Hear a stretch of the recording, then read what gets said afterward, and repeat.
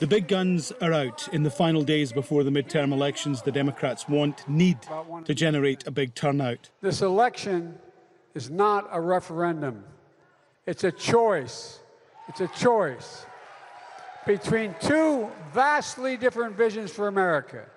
Traditionally, the party in the White House can expect to get hammered, and the polls are pointing that way. Joe Biden's low approval rating doesn't help. Voters, when they can't vote at the top of the ticket, use elections as a referendum on the party in power.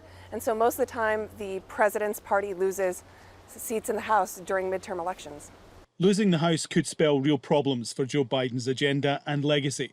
Since he took power, inflation has spiked, prices for food and gas have risen.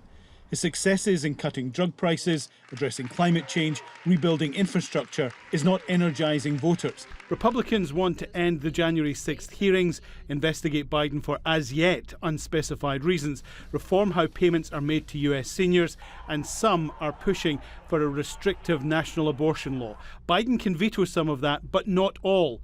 An energised Republican Party could shrink his presidency. As with any president that exists in a divided government, it will be much more difficult for him to get anything done.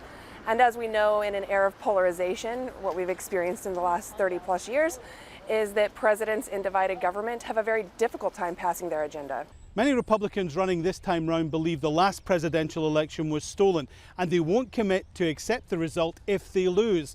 That leaves many experts worried that this could undermine the whole election process. If there is any sort of massive kind of error, there are challenges, there are recounts, there are audits.